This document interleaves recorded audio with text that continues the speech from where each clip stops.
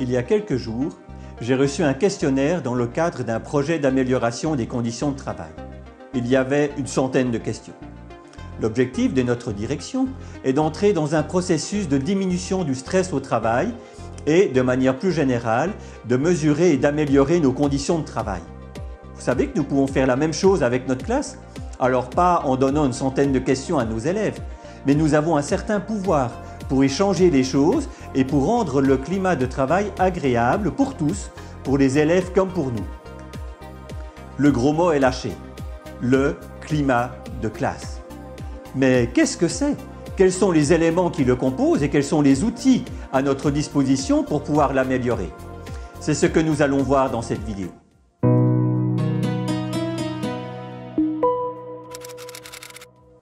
Bonjour, je m'appelle Michael, j'enseigne des élèves de 8 à 10 ans en Suisse romande et aujourd'hui, je vous parle de climat de classe. Alors le climat de classe, c'est quoi?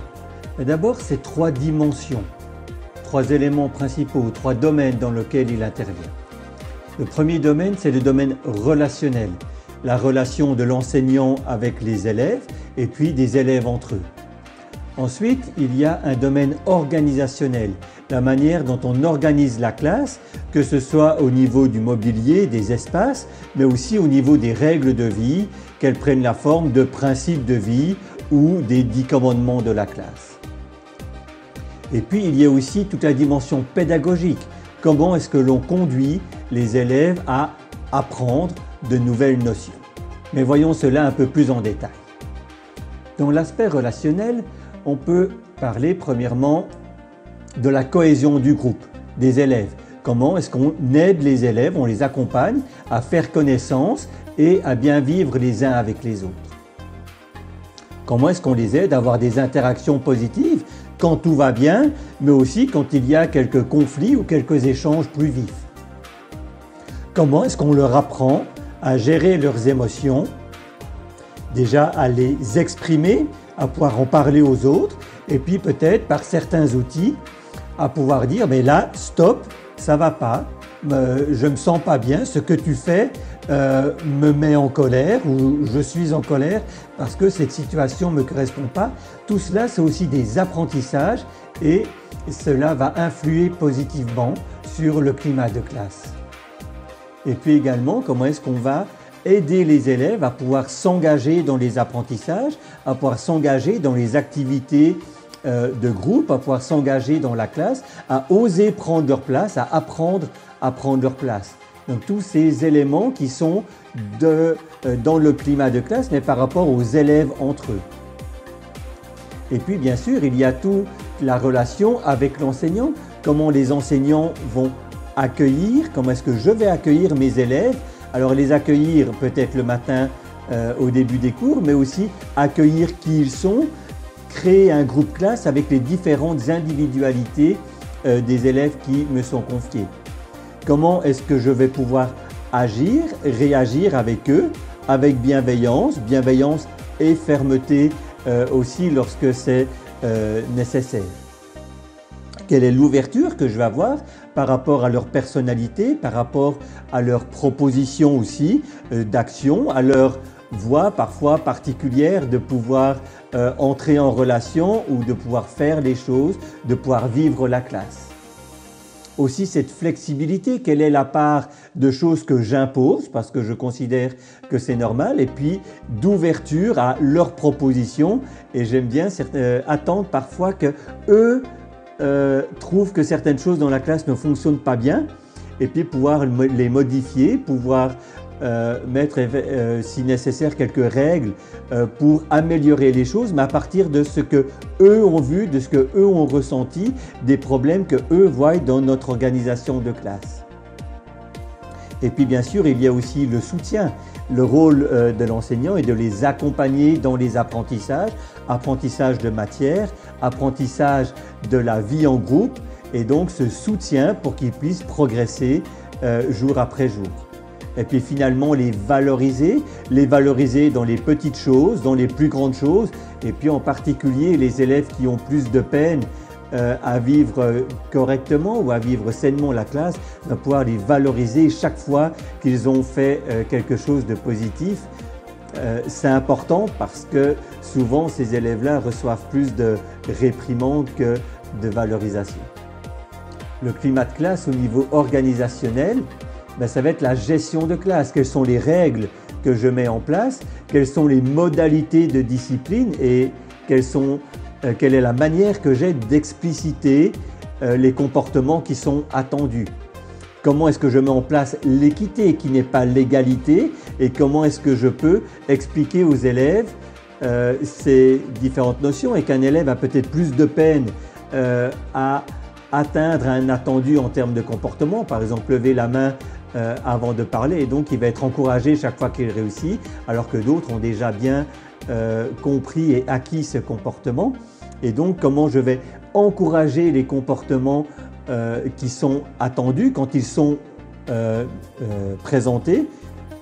Aussi, comment je vais résoudre les conflits ou accompagner les élèves dans la résolution de conflits. Et puis, c'est aussi l'organisation de la classe, c'est-à-dire la disposition de la classe. Comment est-ce que les espaces de rangement, par exemple, sont disposés? Comment est-ce que les tables sont disposées? Comment je vais aussi gérer le programme des apprentissages, le programme des activités pour que dans une journée, il y ait différents types d'actions, qu'on ne fasse pas toujours la même chose, par exemple qu'on ne soit pas toujours sur des fiches ou à l'opposé sur des travaux de groupe.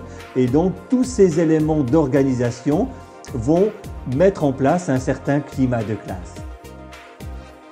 Et puis il y a la troisième composante de ce climat de classe, c'est le pédagogique, c'est-à-dire d'avoir une pédagogie active où les enfants ne sont pas seulement à écouter tout ce que j'ai à leur dire ou à leur enseigner, mais aussi où ils font. Souvent, je dis à mes stagiaires, quand ils préparent leur plan de cours et où ils sont généralement très bons sur les activités que eux, en tant que stagiaires, vont mener, mais parfois, les activités des élèves se ressemblent beaucoup et souvent, c'est les élèves écoutent et font attention.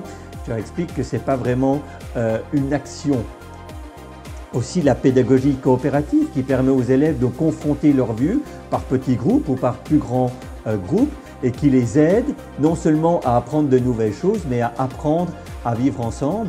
Et puis la clarté des attendus au niveau des objectifs, au niveau des critères, au niveau des consignes aussi, va permettre effectivement que le pédagogique et le climat de classe soient positifs et l'un et l'autre permettent d'avancer. Donc il y a toute cette dimension pédagogique aussi du climat de classe qui est important à développer et là souvent c'est dans notre dû à nous, c'est l'enseignant qui met en place tout cela et les élèves vont pouvoir le vivre plus ou moins positivement à partir de ce que nous aurons mis en place.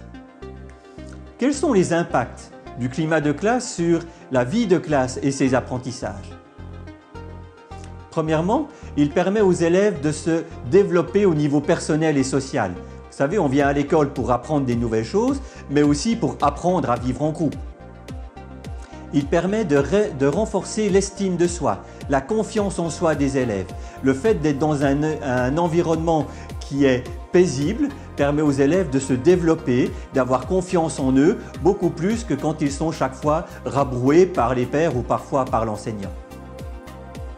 Et puis, il y a toutes ces compétences sociales, ces compétences émotionnelles qui peuvent se développer et forcément qui, elles aussi, se développent mieux dans un cadre apaisé que dans un cadre de guérilla scolaire.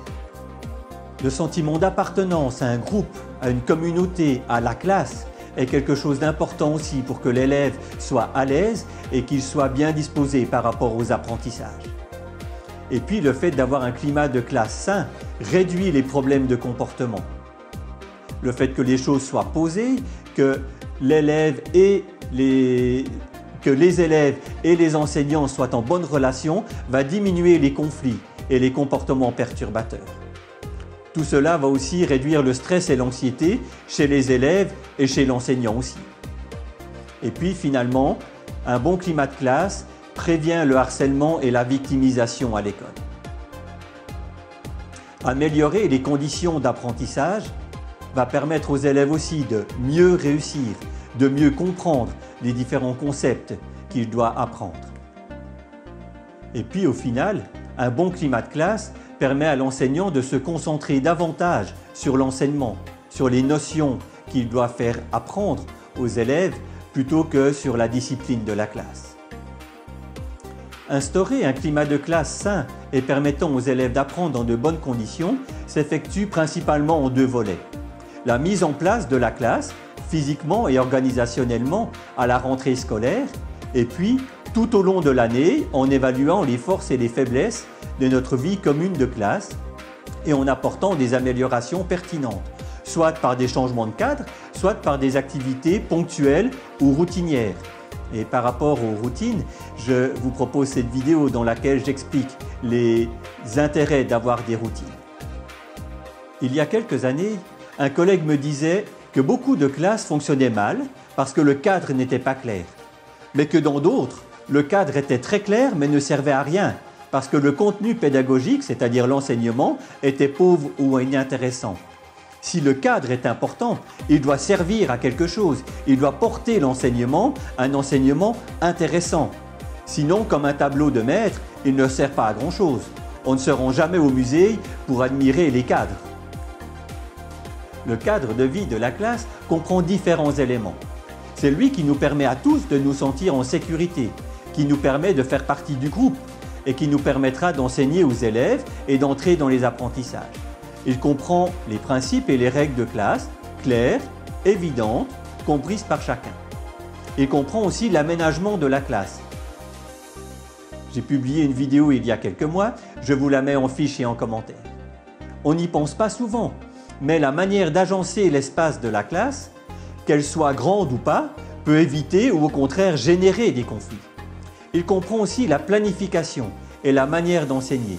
Des étapes claires et fonctionnelles, des activités tantôt routinières, tantôt créatives pour maintenir les élèves en alerte tout en réduisant leur charge mentale.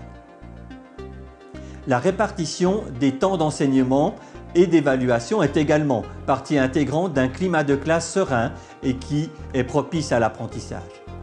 Parfois, sans le vouloir et même sans le savoir, nos erreurs de planification ou de progression engendrent et péjorent le climat de classe en ajoutant du stress, par exemple lorsque nous devons absolument terminer un certain nombre d'évaluations pour le semestre ou l'année. Notre classe nous ressemblera. Une fois que ces éléments nécessaires sont posés, le climat de classe est à l'image de celui qui en est le garant. Notre classe nous ressemblera, c'est notre personnalité, notre manière d'être et d'être en relation, et ensuite de faire qui donnera aux élèves le ton de la classe. Les élèves sont de parfaits imitateurs. Ils seront et feront comme nous. Je me rappelle encore ce vendredi de 2010 où j'ai pris mes fonctions dans ma classe en début d'après-midi. Oui, c'est bizarre, mais c'était comme ça. En arrivant, j'avais commencé par ranger le bureau de la collègue à laquelle je succédais. Lorsque les élèves sont arrivés, ils l'ont tout de suite remarqué et ont fait de même avec leur table de travail, sans que je leur dise quoi que ce soit. Nous sommes l'exemple et d'une certaine manière, notre classe sera à notre image. Cependant, cette comparaison a des limites. Si c'est un principe général valable, il y a souvent des élèves qui, par leur histoire ou leurs difficultés personnelles, vont avoir besoin de beaucoup plus d'attention, d'éléments spécifiques et qui risquent bien d'avoir de manière prolongée des interactions difficiles avec les personnes et dans les apprentissages sans que cela soit dû à nos actions personnelles ou au cadre que nous avons mis en place. Tout problème vécu en classe ne doit pas nous renvoyer à un sentiment d'échec personnel ou à un problème à régler par rapport à notre manière de vivre et de cadrer la classe. Les classes difficiles, je connais aussi. Ma dernière volée était composée d'une quinzaine d'élèves très sympathiques et très preneurs des apprentissages et de quelques-uns qui avaient un certain nombre de difficultés personnelles. Et pendant 2 ans, il a fallu manœuvrer entre cadres de classe, entre adaptation à différents comportements et différents besoins pour pouvoir aller jusqu'au bout de ces 2 ans qui m'ont paru très très longs. Aller à l'école avec les pieds de plomb, j'ai aussi connu. Un bon climat de classe est comme une bonne recette, le mélange d'ingrédients de qualité, d'une cuisson adaptée et d'une vigilance de tous les instants. Le cadre et la vie qui coule dans la classe sont indispensables et interdépendants. L'un va rarement sans l'autre. Notre personnalité s'y retrouve fortement, les élèves nous imitant souvent, même sans le savoir. Les individualités des élèves ne peuvent pas toujours être endiguées par un climat de classe aussi bon soit-il. J'aime prendre le temps de mettre en place un bon climat de classe lors de la découverte d'une nouvelle routine, par des activités spécifiques, par une attitude positive et de découverte des élèves, par l'instauration de routines également, dont j'explique l'apport spécifique dans cette vidéo que je mets en fiche et en commentaire. Et puis tout au long de la semaine, une série d'activités spécifiques, plus ou moins importantes, en temps et en investissement, rythment notre vie commune et contribuent à la préservation de celle-ci ou à son amélioration. Je vous les présenterai dans de prochaines vidéos. N'hésitez donc pas à vous abonner pour ne rien rater. Faites ce que vous aimez, enseignez.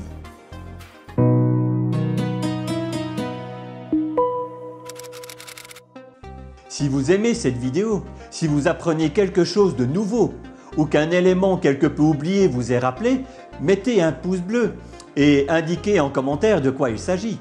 Abonnez-vous à la chaîne, activez les notifications. N'étant pas un youtubeur professionnel et passant plusieurs jours de ma semaine dans ma vraie classe, je ne sors plus mes vidéos de manière régulière, mais seulement lorsqu'un contenu pertinent est à proposer. La plupart des gens qui regardent ces vidéos ne sont pas abonnés et ne seront donc pas prévenus de la sortie des prochaines vidéos. Abonnez-vous donc. N'hésitez pas non plus à partager cette vidéo sur vos réseaux sociaux, à en parler dans votre salle des maîtresses et des maîtres et à renseigner notre petite chaîne à vos collègues. Merci beaucoup.